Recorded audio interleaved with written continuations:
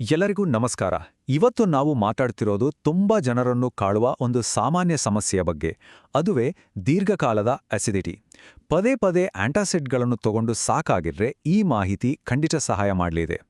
ಸರಿ, ಬನ್ನಿ ಇದರ ಬಗ್ಗೆ ಸ್ವಲ್ಪ ಆಳವಾಗಿ ನೋಡೋಣ. ಮೊದಲು ಈ ಪ್ರಾಬ್ಲಮ್ ಅಂದ್ರೆ ಏನು, ಅದು ಎಷ್ಟರ ಮಟ್ಟಿಗೆ ಕಾಡುತ್ತೆ ಅನ್ನೋದನ್ನ ಅರ್ಥ ಮಾಡ್ಕೊಳ್ಳೋಣ. ಯಾಕಂದ್ರೆ ದೀರ್ಘಕಾಲದ ಆಸಿಡಿಟಿ ಅನ್ನೋದು ಸುಮ್ಮನೆ ಒಂದು ಸಣ್ಣ ಕಿರಿಕಿರಿಯಲ್ಲ, ಅದು ನಮ್ಮ ದೈನಂದಿನ ಜೀವನದ ಮೇಲೆ ದೊಡ್ಡ ಪರಿಣಾಮ ಬೀರ್ಬೋದು. ಎದೆ ಉರಿ ಅಂತಾರಲ್ಲ, ಆ ಅನುಭವ ಇದೆಯಾ? ಅಥವಾ ಬೆಳಗ್ಗೆ ಎದ್ದ ತಕ್ಷಣ ಬಾಯಲ್ಲಿ ಹುಳಿ ನೀರು ಬಂದ ಹಾಗೆ ಆಗುತ್ತಾ? ಹೀಗಾಗ್ತಿದ್ರೆ ಇದು ಲಕ್ಷಾಂತರ ಜನ ಅನುಭವಿಸುವ ಒಂದು ಸಾಮಾನ್ಯ ಸಮಸ್ಯೆ. ಪ್ರಪಂಚದಾದ್ಯಂತ ಅದೆಷ್ಟೋ ಜನ ಈ ದೀರ್ಘಕಾಲದ ಅಸಿಡಿಟಿ ಸಮಸ್ಯೆಯಿಂದ ಬಳಲ್ತಿದ್ದಾರೆ. ಹಾಗಾದ್ರೆ ಈ ದೀರ್ಘಕಾಲದ ಆಸಿಡಿಟಿ ಅಂದ್ರೆ ಏನು?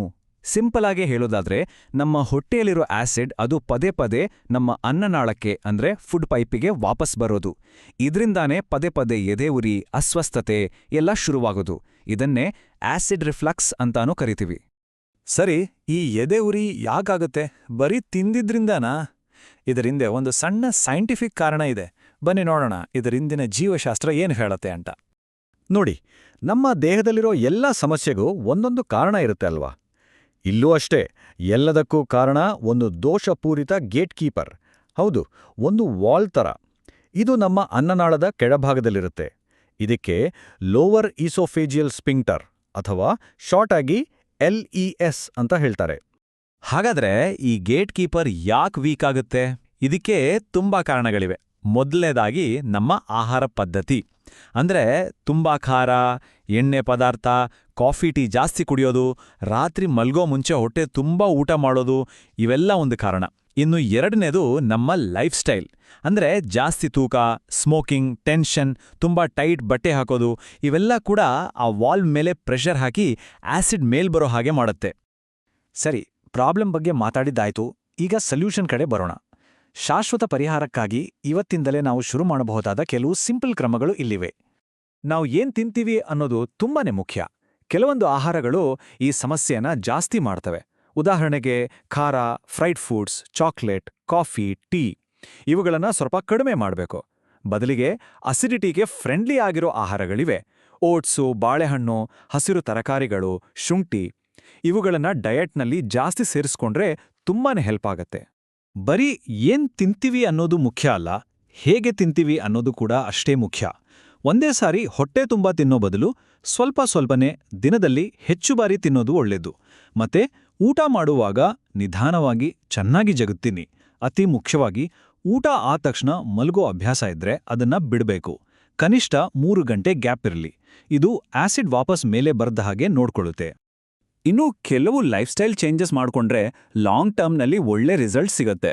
ಮೊದಲನೇದಾಗಿ ತೂಕ ಜಾಸ್ತಿ ಇದ್ರೆ ಅದನ್ನ ಕಮ್ಮಿ ಮಾಡ್ಕೊಳ್ಳೋದ್ರಿಂದ ಹೊಟ್ಟೆ ಮೇಲಿನ ಪ್ರೆಷರ್ ಕಮ್ಮಿ ಆಗುತ್ತೆ. ರಾತ್ರಿ ಮಲಗುವಾಗ ತಲೆದಿಂಬನ್ನ ಸ್ವಲ್ಪ ಎತ್ತರಕ್ಕಿಟ್ಕೊಳ್ಳಿ. ಅಂದ್ರೆ ಹಾಸಿಗೆಯ ತಲೆಯ ಭಾಗವನ್ನ ಒಂದು 6ರಿಂದ 8 ಇಂಚ್ ಎತ್ತರ ಮಾಡಿದ್ರೆ ಆಸಿಡ್ ಮೇಲ್ಬರೋದು ಕಮ್ಮಿ ಆಗುತ್ತೆ. ಜೊತೆಗೆ ಸ್ಮೋಕಿಂಗ್ ಬಿಡೋದು ಮತ್ತು ಯೋಗ, ಪ್ರಾಣಾಯಾಮದ ಮೂಲಕ ಸ್ಟ್ರೆಸ್ ಕಮ್ಮಿ ಮಾಡ್ಕೊಳ್ಳೋದು ಕೂಡ ತುಂಬಾನೇ ಇಂಪಾರ್ಟೆಂಟ್. ಸರಿ, ಎಲ್ಲರ ತಲೆಯಲ್ಲೂ ಬರೋ ಒಂದು ಕಾಮನ್ ಪ್ರಶ್ನೆ: ಅಸಿಡಿಟಿ ಆದಾಗ ಹಾಲು ಕುಡಿದ್ರೆ ಸರಿ ಹೋಗುತ್ತಾ? ಇದು ನಿಜಾನಾ ಅಥವಾ ಬರೀ ನಂಬಿಕೆನಾ? ಬನ್ನಿ ಸತ್ಯ ಏನು ಅಂತ ನೋಡೋಣ. ನೋಡಿ, ಇಲ್ಲಿ ಒಂದು ಟ್ವಿಸ್ಟ್ ಇದೆ. ಹಾಲು ಕುಡಿದ ತಕ್ಷಣ ಆ ಕ್ಷಣಕ್ಕೆ ಎದೆ ಉರಿ ಕಮ್ಮಿಯಾದಾಗೆ ಅನ್ಸ್ಬಹುದು. ಇದೊಂದು ತಾತ್ಕಾಲಿಕ ರಿಲೀಫ್ ಅಷ್ಟೇ. ಯಾಕಂದ್ರೆ ಹಾಲ್ನಿರೋ ಕ್ಯಾಲ್ಶಿಯಂ ಮತ್ತು ಪ್ರೋಟೀನ್ ಸ್ವಲ್ಪ ಹೊತ್ತಿನ ನಂತರ ಹೊಟ್ಟೆಲ್ ಇನ್ನೂ ಜಾಸ್ತಿ ಆಸಿಡ್ ಉತ್ಪತ್ತಿಯಾಗೋ ಹಾಗೆ ಮಾಡುತ್ತೆ. ಅಂದ್ರೆ ಸಮಸ್ಯೆ ಕಮ್ಮಿಯಾಗೋ ಬದಲು ಜಾಸ್ತಿ ಆಗ್ಬೋದು. ಹಾಲು ದೀರ್ಘಕಾಲದ ಪರಿಹಾರ ಅಂತೂ ಅಲ್ಲವೇ ಅಲ್ಲ. ಹೇಳೋದು ಸುಲಭ, ಮಾಡೋದು ಕಷ್ಟ ಅನ್ಸ್ಬೋದು. ಅದಕ್ಕೆ ಇಲ್ಲೊಂದು ಸಿಂಪಲ್ 4 ವಾರದ ಆಕ್ಷನ್ ಪ್ಲಾನ್ ಇದೆ. ಮೊದಲನೇ ವಾರ ಒಂದು ಫುಡ್ ಡೈರಿ ಮೇಂಟೈನ್ ಮಾಡಿ. ಏನ್ ತಿಂದಾಗ ಸಮಸ್ಯೆ ಆಗುತ್ತೆ ಅಂತ ನೋಟ್ ಮಾಡ್ಕೊಳ್ಳಿ. 2ನೇ ವಾರ ಆ ಟ್ರಿಗರ್ ಫುಡ್ಸ್ ಅನ್ನ ನಿಲ್ಸ್ಬಿಡಿ ಮತ್ತೆ ಸಣ್ಣ ಸಣ್ಣ ಮೀಲ್ಸ್ ಶುರು ಮಾಡಿ.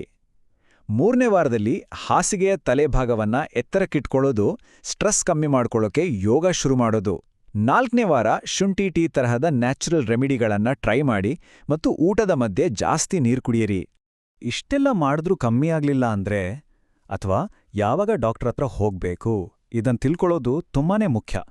ಯಾಕಂದ್ರೆ ಕೆಲವೊಮ್ಮೆ ಇದು ಗಂಭೀರ ಸಮಸ್ಯೆಯ ಲಕ್ಷಣವೂ ಆಗಿರಬಹುದು. ಕೆಲವೊಂದು ಲಕ್ಷಣಗಳನ್ನ ನಾವು ಇಗ್ನೋರ್ ಮಾಡಲೇಬಾರ್ದು. ವಾರಕ್ಕೆ 2 ಸಲಕ್ಕಿಂತ ಜಾಸ್ತಿ ಎದೆಯುರಿ ಬರ್ತಿದ್ರೆ, ನೋವು ಗಂಟ್ಲು ಅಥವಾ ಕುತ್ತಿಗೆವರೆಗೂ ಹರಡ್ತಿದ್ರೆ, ಊಟ ನುಂಗೋಕೆ ಕಷ್ಟ ಆಗ್ತಿದ್ರೆ ಅಥವಾ ಪದೇ ಪದೇ ಕೆಮ್ಮು ಬರ್ತಿದ್ರೆ ತಕ್ಷಣ ಡಾಕ್ಟರ್ನ ಕನ್ಸಲ್ಟ್ ಮಾಡಬೇಕು. ಎಲ್ಲಕ್ಕಿಂತ ಮುಖ್ಯವಾಗಿ ವಾಂತಿಯಲ್ಲಿ ಅಥವಾ ಮಲದಲ್ಲಿ ರಕ್ತ ಕಾಣಿಸ್ಕೊಂಡ್ರೆ ಅದು ಎಮರ್ಜೆನ್ಸಿ, ಒಂದು ಕ್ಷಣವೂ ತಡ ಮಾಡಬಾರದು. ಇಷ್ಟೆಲ್ಲ ಲೈಫ್ ಸ್ಟೈಲ್ ಬದಲಾವಣೆ ಮಾಡಿದ್ರೂ ಕೆಲವರಿಗೆ ಸಮಸ್ಯೆ ಕಡಿಮೆ ಆಗೋಲ್ಲ. ಅಂಥವರಿಗೆ ಅಡ್ವಾನ್ಸ್ಡ್ ಮೆಡಿಕಲ್ ಟ್ರೀಟ್ಮೆಂಟ್ಸ್ ಕೂಡ ಇವೆ. ಅವುಗಳ ಬಗ್ಗೆನೂ ಸ್ವಲ್ಪ ತಿಳ್ಕೊಳ್ಳೋಣ. ನಾವು ಇಲ್ಲಿ ಚರ್ಚೆ ಮಾಡ್ತಿರೋ ಈ ಎಲ್ಲಾ ವಿಷಯಗಳು ಸುಮ್ಮನೆ ಹೇಳಿದಲ್ಲ. ಡಾಕ್ಟರ್ ರಮೇಶ್ ಮಕಂ ಅವರಂತಹ ನುರಿತ ತಜ್ಞರ 45 ವರ್ಷಗಳಕ್ಕಿಂತ ಹೆಚ್ಚಿನ ಅನುಭವದ ಮೇಲೆ ಆಧಾರಿತವಾಗಿವೆ. ಸೊ ಇದರ ಹಿಂದಿರೋ ಸೈನ್ಸ್ ಮತ್ತು ಎಕ್ಸ್ಪೀರಿಯನ್ಸ್ ಮೇಲೆ ನಂಬಿಕೆ ಇಡಬಹುದು. ತುಂಬಾ ಸಿವಿಯರ್ ಆಗಿರೋ ಕೇಸ್ಗಳಲ್ಲಿ ಡಾಕ್ಟರ್ಸ್ ಕೆಲವು ಔಷಧಿಗಳನ್ನ ಕೊಡ್ತಾರೆ. ಉದಾಹರಣೆಗೆ ಪ್ರೋಟಾನ್ ಪಂಪ್ ಇನ್ಹಿಬಿಟರ್ಸ್ ಅಥವಾ PPIs ಅಂತ. ಇವು ಆಸಿಡ್ ಪ್ರೊಡಕ್ಷನ್ ಅನ್ನ ತುಂಬಾ ಚೆನ್ನಾಗಿ ಕಂಟ್ರೋಲ್ ಮಾಡ್ತವೆ. ಇನ್ನು ಕೆಲವು ಔಷಧಿಗಳು ಆ ಗೇಟ್ ಕೀಪರ್ ವಾಲ್ವ್ ಅನ್ನ ಬಲಪಡಿಸೋಕೆ ಸಹಾಯ ಮಾಡ್ತವೆ. ಕೆಲವೊಂದು ತುಂಬಾನೇ ತೀವ್ರವಾದ ಸಂದರ್ಭಗಳಲ್ಲಿ ಸರ್ಜರಿ ಮಾಡೋ ಆಪ್ಷನ್ ಕೂಡ ಇರುತ್ತೆ. ಹಾಗಾದ್ರೆ ಶಾಶ್ವತ ಪರಿಹಾರದ ಕಡೆಗೆ ನಮ್ಮ ಮೊದಲೇ ಹೆಜ್ಜೆ ಏನಾಗಿರಬೇಕು?